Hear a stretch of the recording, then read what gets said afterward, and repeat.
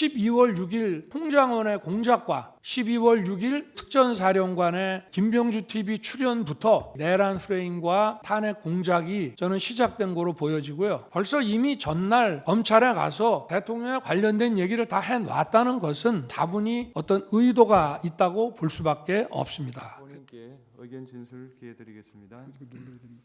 먼저 제가 엊그제도 수방사령관하고 또 조지호 경찰청장 또 특전사령관에게 전화한 것은 당시 TV 화면으로 국회 상황이 굉장히 혼잡하고 수천 명이 들어가 있는 상황이라서 현장의 이런 상황 또 안전 문제 이런 것에 대해서 확인하기 위해서 전화를 했고 보고를 좀 받다가 우리 사령관은 지금 어디 있습니까? 하니까 저는 지금 지휘통제실, 지통실에 있습니다 해서 그러면 화상으로 보는 거군요 하고 수고하라고 저는 전화를 바로 끊었습니다. 그런데 오늘 이제 얘기 중에 뭐 의원 끌어내라서 의원이라는 거는 자기가 의원으로 이해했다는 것이지 제가 그 의원이라는 단어는 쓰지 않았다는 것이고 또 그게 아니라 인원이라고 얘기했다고 하는데 저는 그냥 사람이라는 이런 표현을 놔두고 또 의원이면 의원이지 인원이라는 말을 저는 써본 적이 없습니다. 그 말씀을 드리고요. 또 하나는 우리가 이제 공직자로서 뭐 군인이나 조직 생활을 하는 사람으로서 상급자가 어떠한 지시를 했는데 그 지시가 자기가 보기에 위법하고 부당하기도 한 면이 있고 또 하나는 현실적으로 그걸 이행하는 것이 현실적으로 불가능한 상황도 있습니다. 그럴 때 상급자가 그거를 이행하라고 지시를 했을 때는 먼저 이게 부당하다 이런 얘기를 하기보다는 현실적으로 여건이 이래서 하기가 좀 어렵습니다. 이렇게 얘기하는 게 기본입니다. 그런데 당시 상황에는 아까 김현태 그 단장의 진술도 저도 뭐 여기 와서 처음 들어봤습니다. 조서를 본 것도 아니고.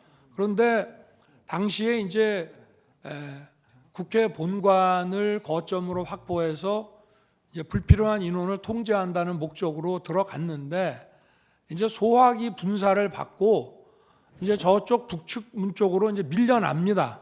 그런데 사령관이 이제 다시 들어갈 수 없냐라고 할 때 그 들어간다는 뜻은 그 아마 저 가운데 있는 홀, 뭐 로텐더 홀이든지 뭐 이런 쪽을 이제 말하는 것이 아닌가 이제 싶은데요.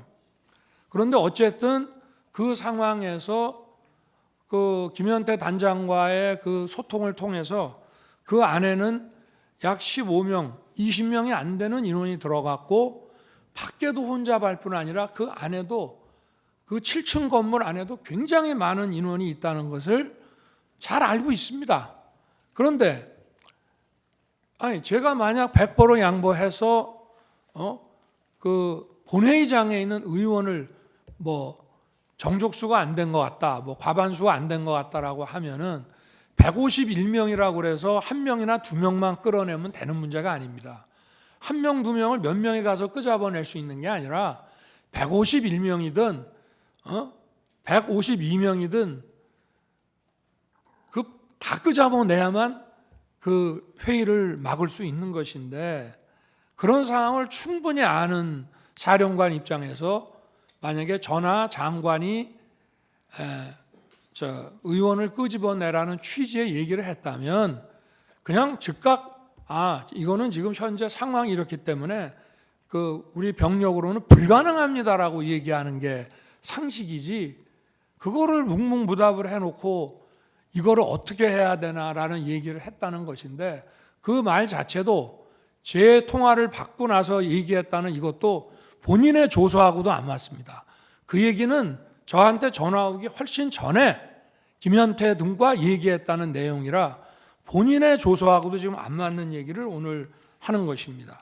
제가 오늘 그저께 상황과 오늘 상황을 보니까 12월 6일 바로 이 홍장원의 공작과 12월 6일 우리 특전사령관의 김병주 TV 출연부터 바로 이 내란 프레임과 이 탄핵 공작이 저는 시작된 거로 보여지고요. 10일 날 오전에는 마치 무슨 대통령을 생각해서 감추는 척하면서 오후에 2번 통화했습니다라고 얘기하는 것 자체도 벌써 이미 전날 검찰에 가서 대통령에 관련된 얘기를 다 해놨다는 것은 저는 그것도 다분히 어떤 의도가 있다고 볼 수밖에 없습니다. 그래서 이러한 것이 제가 무슨 조서를 본 것도 아닙니다만은 구치소에서 어두워서 그 조서를 읽을 수도 없고 제가 법정에 와서 그저께 상황 오늘 상황을 보니까 이것이 12월 6일부터 시작이 됐구나 하는 생각을 아주 강하게 가질 수밖에 없고요.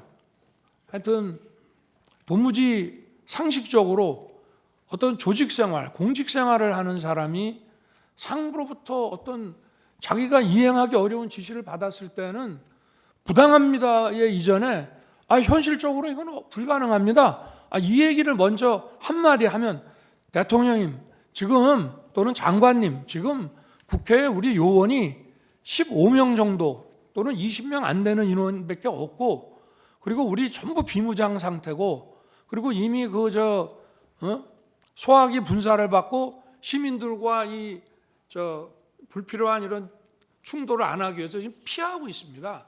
이 상황에서 지금 명령을 이행하기가 저희가 어렵습니다라고 그 말 한마디 안 하고 했다는 것은 그리고 그런 아까도 변호인이 지적을 했습니다마는 그런 것을 강력하게 만약에 지시를 했다면은 투표가 끝날 때까지 한두 차례라도 전하 장관이 어떻게 된 거냐라고 확인하는 것이 상례인데 도무지 상식에 안 맞는 뜬금없이 의원을 끄집어냈다. 의원은 제가 의원으로 이해했습니다라면서 의원을 끄집어내라는 얘기만 나왔다는 것이 그리고 또 의원을 끄집어내라고 할 것 같으면은 상의를 좀 해야 됩니다. 거기 상황이 어떤가? 그러고 지금 예를 들면 지금 여차여차한 이유가 있어서 이렇게 빨리 그 해제 요구안이 가결되면 우리는 이 가결된 거를 수용해서 바로 해제할 수밖에 없는데 계엄이 몇 시간이라도 좀 더 유지돼야 될 이유가 있다, 필요가 있다. 그러니 어떻게든 좀 막아볼 수 없냐? 저 방법이 있겠냐라고 상의를 하고 좀 어떻게 해봐라 이렇게 말하는 것이 상식이지. 다짜고짜 전화해서 의결 정족수 안 되게 막아라, 끄집어내라 이런 지시를 어떤 공직사회에서 상하간에 이것이 가능한 얘기인지 저는 우리 재판관님들께서 상식선에서 이 문제를 좀 들여다봐 주시기를 바라는 마음입니다. 이상입니다.